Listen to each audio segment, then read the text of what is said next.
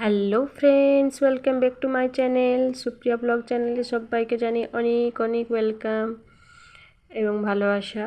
সবাইকে বলছি good morning. সকাল সকাল ব্লগটা আজ শুরু করলাম। দেখো মাঠ একদম পুরো ডুবু। আমাদের এখানে এতটাই বৃষ্টি হচ্ছে দুর্গাপুরে, যেমন পুরো মাঠ ফাট ডুবে গেছে।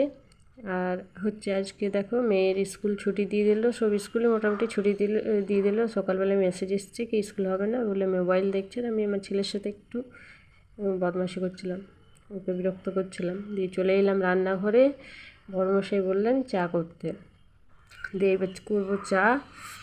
আর চাটা খাওয়া হবে। আর কিন্তু বাইরে এতটাই বৃষ্টি পড়ছে যে কথা বললাম বৃষ্টির আওয়াজে পুরো একদম ভয়েসটা কীরকম আসছে, তার জন্য আমি ভয়েস ওভার দিলাম।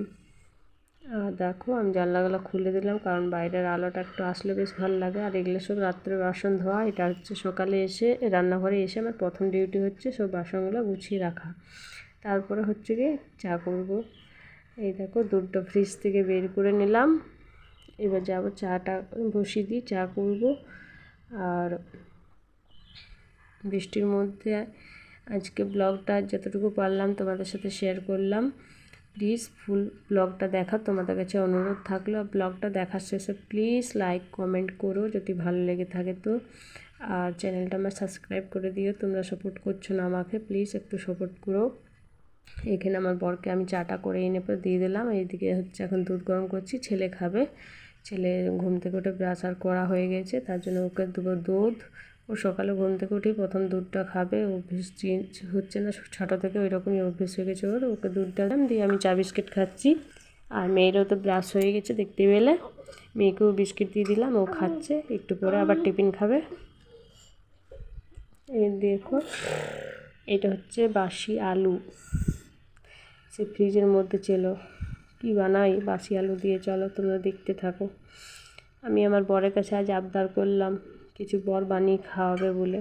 দেখি বরমশাই আমার আবদার পূরণ করেন কিনা। বরমশাইকে বললাম তোমার হাতে খাবো, তুমি একটু এইটা বানিয়ে খাওয়াবে। বললো তুমি একটু এগিয়ে দাও কাজটা, তারপর আমি বানিয়ে দেবো।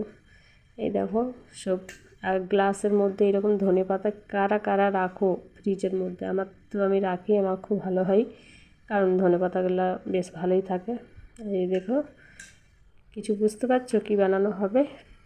বুঝতে পারছো তো বলো, তাড়াতাড়ি করে কমেন্ট করো তোমরা। এই দেখো কড়াই বসিয়ে দিয়েছি, ওর মধ্যে একটু তেল দিয়ে দিলাম। তেলটা চলো গরম হোক, তারপরে দেখাচ্ছি কী করা যায়। দেখো যেটা পুরটা আমি রেডি করে রেখেছি। দেখতে কতটা টেস্টি লাগছে না? দেখতে যেরকম টেস্টি হয়েছিল খেতেও সেরকম টেস্টি হয়েছিল। এই দেখো বেসনটা আমি ফেটিয়ে নিচ্ছি। বেসনের মধ্যে কালো জিরে দিয়েছি, একটু নুন হলুদ দিয়েছি, ভালো করে ফেটিয়ে নিচ্ছি। এই দেখো লিচি গেলাও করে নিচ্ছি ওই আলুটা। এবার বুঝতে পারছো কী করব?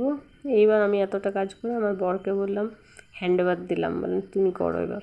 দেখো আমার বর করে দিচ্ছে। আজ আমার আবদার পূরণ। আমাকে গরম গরম চপ ভেজে খাওয়াবে, সকাল সকাল মুড়ি দিয়ে খাওয়া হবে।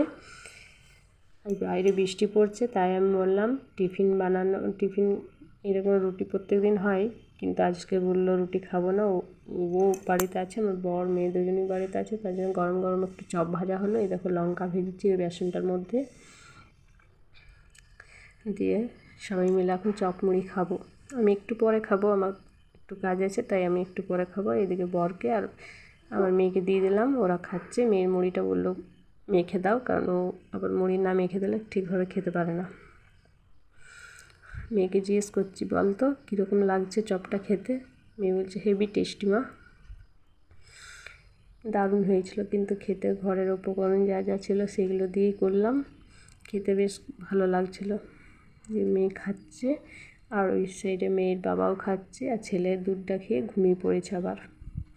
বললাম তাহলে ও ঘুমাক, আমি একটু ভয়েস ওভারটা একটু আমি আসতে দিচ্ছি, কারণ আমার ছেলে পাশে ঘুমাচ্ছে, তো তাই প্লিজ একটু মানিয়ে নিও সবাই। দিয়ে চলো আজকে মিনি ব্লগ এইখানেই আমি শেষ করছি। ব্লগটা যদি ভালো লেগে থাকে তো প্লিজ লাইক কমেন্ট শেয়ার করো, আর চ্যানেলটা আবার সাবস্ক্রাইব করে দিও, সাপোর্ট করো একটু।